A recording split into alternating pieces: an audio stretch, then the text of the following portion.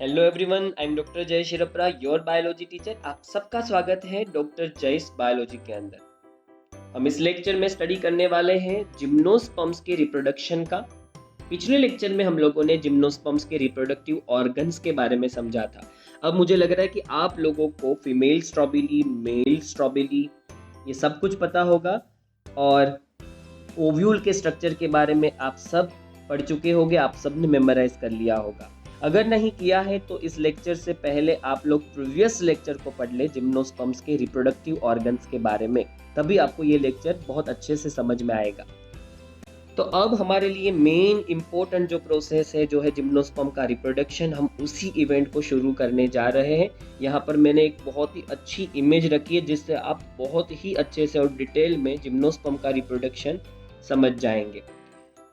हर वक्त मैं आपको बताता हूँ, आप याद रखिए, यहाँ पर जो कलर है वो कलर इसलिए डिफरेंट शो किए हैं क्योंकि यहाँ पर आपको जो स्किन कलर दिख रहा है वो स्किन कलर वाला पोर्शन शो कर रहा है कि जिम्नोस्पर्म उतने टाइम के लिए स्पोरोफाइट कंडीशन में है, मतलब स्पोर प्रोड्यूस करने वाली कंडीशन में, जबकि यहाँ पर आपको जो ब्लूइश कलर से जो शो किया गया है, लाइट ब्लू कलर से, वो पोर्शन गैमेटोफाइट कंडीशन को शो कर रहा है।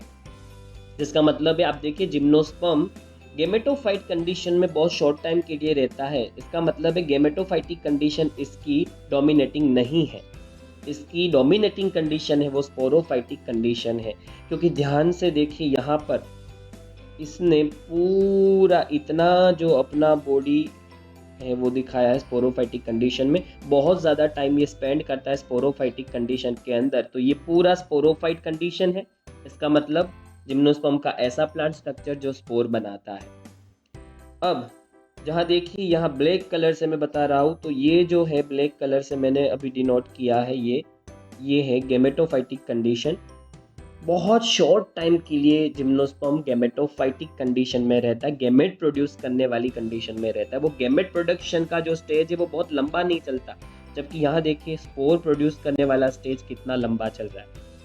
इसी वजह से डिफरेंट कलर से यहाँ पर हमने दोनों कंडीशन को शो किया है।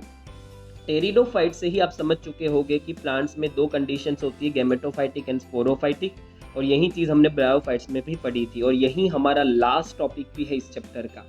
तो चलिए शुरुआत करते हैं अब डिटेल में कि जिम्नोस्पर्म का रिप्रोडक्शन कैसे होता है। तो सबसे पहले हमें ज़रूरत होती है माइक्रोस्पोर की और फिर मेगास्पोर की, तो पहले दोनों का प्रोडक्शन करते हैं। तो सबसे पहले इन्होंने मेगास्पोर का प्रोडक्शन किया है।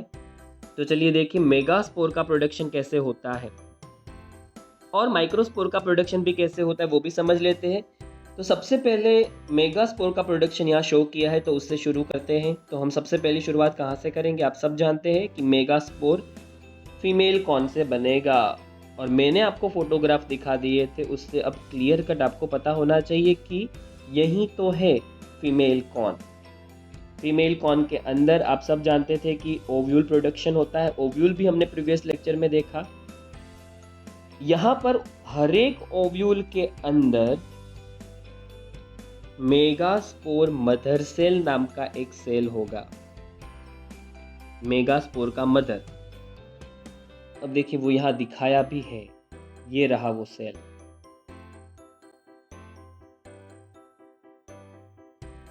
इसको इन्होंने मेगास्पोरोसाइट नाम दिया है, पर मेगास्पोरोसाइट या मेगास्पोर मदर सेल दोनों कह सकते हैं। हम बुक के जो टर्मिनोलॉजी उसको फॉलो करेंगे।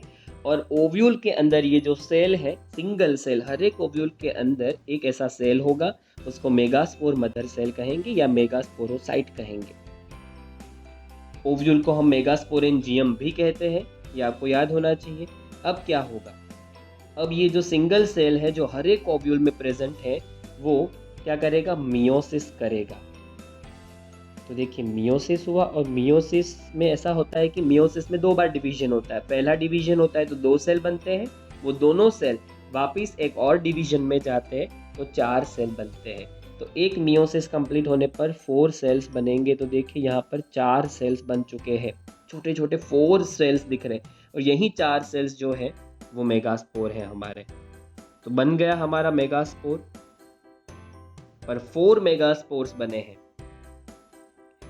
एक ओव्यूल जो है वो एक ही एम्ब्रियो को जन्म दे सकता है, बर्थ दे सकता है, और एक बेबी को बर्थ देने के लिए एक सिंगल ओवम काफ़ी है, तो हमें 4 मेगास्पोर ज़रूरी नहीं है।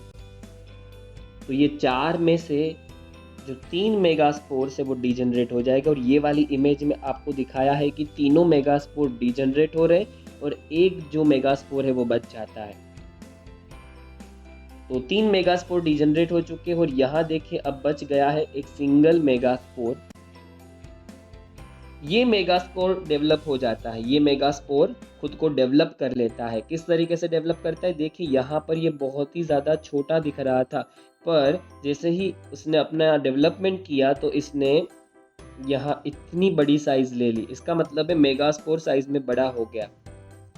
ये मेगास्पोर जिस स्ट्रक्चर के अंदर प्रेजेंट है उसको हम एम्ब्रियो सैक कहेंगे। तो ये जो पूरा स्ट्रक्चर आपको दिख रहा है ये एम्ब्रियो सैक है जो ओव्यूल के अंदर आई हुई है।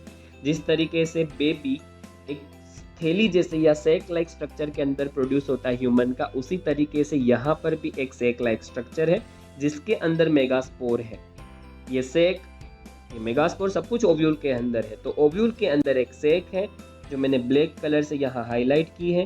इस सैक को हम एम्ब्रियो सैक कहेंगे, और इसके अंदर अब मेगास्पोर साइज में बड़ा हो चुका है। वो जो एक मेगास्पोर बच गया था 4 में से, वो 1 मेगास्पोर साइज में बड़ा हो चुका है। और इसने एक और काम भी कर दिया है, देखिए उस मेगास्पोर के अंदर एग सेल बन चुका है, मतलब कि ओवम बन चुका है। तो ओवम का प्रोडक्शन भी यहाँ हो चुका है, ओवम भी प्रोड्यूस हो चुका है। देखिए यहाँ पर इस कलर से मैं हाईलाइट कर रहा हूँ। अभी फिलहाल मैंने आपको जो दिखाया वो एग सेल है, मतलब कि ओवम। तो मेगास्पोर ने एग सेल को जन्म दिया। इसलिए मैंने आपको कहा था कि मेगास्पोर फीमेल स्पोर जरूर है पर वो फीमेल गैमेट नहीं है। मेगास्पोर बाद में एग सेल या ओवम को प्रोड्यूस करने वाला होता है। मेगास्पोर वो स्ट्रक्चर है जिससे बनता है फीमेल गैमेट, एग सेल मतलब कि ओवम। इसीलिए तो मेगास्पोर को हमने क्या नाम दिया था, फीमेल गैमेटोफाइट। यहाँ पर इन्होंने यही किया है, यहाँ पर इन्होंने मेगास्पोर को मेगास्पोर नाम नहीं दिया और कौन सा नाम दे दिया, देखिए आगे मेगास्पोर नाम दिया पर यहाँ पर इन्होंने फीमेल गैमेटोफाइट लिख दिया, क्योंकि उसका मतलब ये होता है कि जो फीमेल गैमेट प्रोड्यूस करता है। और फीमेल गैमेट कौन प्रोड्यूस करता है, ये जो मेगास्पोर है वो। इसलिए मेगास्पोर को हम फीमेल गैमेटोफाइट भी कह सकते हैं। तो अब हमारा मेगास्पोर भी बन गया। वापस एक बार याद कर लीजिए, वापस इस फिगर को देखिए। फीमेल स्ट्रॉबेरी में ओव्यूल्स होते हैं, हर एक ओव्यूल्स में एक सेल, उस सेल को मेगास्पोर मदर सेल कहा या मेगास्पोरोसाइट। उसके मियोसिस से 4 मेगास्पोर बन जाते हैं, 4 में से 3 डिजनरेट हो जाते हैं, एक बच जाता है। बचा हुआ एक अपनी साइज बढ़ा लेता है और एम्ब्रियो सेक के अंदर पूरी स्पेस ऑक्यूपाई कर लेता है। इस बचे हुए मेगास्पोर को हम फीमेल गैमेटोफाइट कहेंगे, क्योंकि वही है जो आगे चल के फीमेल गैमेट या तो ओवम या तो एग सेल बनाएगा। और देखिए लास्ट फिगर में इन्होंने एक सेल को प्रोड्यूस कर दिया है जो मेगास्पोर के अंदर ही है। तो एग सेल और ओवम बन चुका है। तो अब हम पोलन ग्रेन्स को बनाएंगे, फिर तो हम फ्यूज कर सकते हैं। यहाँ पर एक और चीज़ दे रखी है, हम माइक्रोस्पोर्स के बारे में देखें या फिर पोलन ग्रेन के बारे में देखें उससे पहले आपको यहाँ दिखा दूँ। यहाँ देखो इन्होंने लिखा है कि मेगास्पोर जो है वो मेगास्पोरेंजियम के अंदर आया हुआ होगा। ये हम जानते हैं ऑलरेडी कि ओव्यूल के अंदर ही सब कुछ होता है। ये भी हम लोगों ने देखा कि मेगास्पोरेंजियम जो है वो फीमेल गैमेटोफाइट के अंदर डेवलप होता है, मतलब कि फीमेल गैमेट को फॉर्म करेगा। और जनरली फीमेल रिप्रोडक्टिव ऑर्गन को हम क्या कहते हैं, आर्कियोगोनियम और फीमेल रिप्रोडक्टिव ऑर्गन। तो आप कह सकते हैं कि मेगास्पोर ही तो होता है जो आगे चल के किसको जन्म देता है, मल्टी सेल्यूलर फीमेल गैमेटोफाइट, मतलब कि फीमेल रिप्रोडक्टिव ऑर्गन को जन्म देता है। और वही फीमेल रिप्रोडक्टिव ऑर्गन को हम आर्कियोगोनिया कह सकते हैं। और उसी से फिर क्या बनता है, एग सेल। यही आर्कियोगोनिया जो है वो एग सेल को फॉर्म करती है। जो अभी मैंने आपको समझाया उसमें थोड़े पॉइंट्स ऐड हुए हैं। और जैसे आप जानते हैं कि फीमेल गैमेटोफाइट मतलब कि फीमेल रिप्रोडक्टिव ऑर्गन जो फीमेल गैमेट प्रोड्यूस करेगा वो किसके अंदर रहेगा, विद इन द मेगास्पोरेंजियम, मतलब कि ये पूरे ओव्यूल के अंदर, मेगास्पोरेंजियम मतलब ओव्यूल, इसके अंदर ही होगा। एग सेल देखिए उसी के अंदर तो है।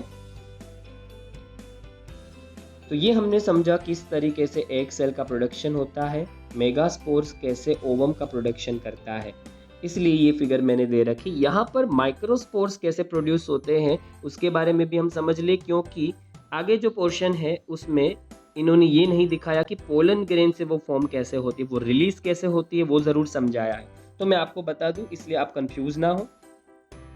जैसे मेगास्पोर मेल स्ट्रॉबिली से बना था, वैसे माइक्रोस्पोर बनेगा माइक्रोस्ट्रॉबिली से या फिर मेल स्ट्रॉबिली से। उसके अंदर इस तरीके के स्ट्रक्चर होते हैं जिसको हम माइक्रोस्पोरोफिल्स कहते हैं। माइक्रोस्पोरोफिल्स के अंदर माइक्रोस्पोरेंजिया, ये मदर सेल्स हैं माइक्रोस्पोर के, और इसमें से देखो ये बन गए माइक्रोस्पोर्स मतलब पोलन ग्रेन्स। पोलन ग्रेन्स जो होती है ये रही, पोलन ग्रेन्स को हम माइक्रोस्पोर्स कहते हैं। ये 4 के क्लस्टर में होती है शुरुआत में, क्योंकि मियोसिस में 2 बार डिवीजन होता है, तो पहले डिवीजन से 2 पोलन ग्रेन्स और दूसरे डिवीजन से दूसरी 2, ऐसे 4 का क्लस्टर फॉर्म होता है। तो यहाँ पर बन गई 4 पोलन ग्रेन्स।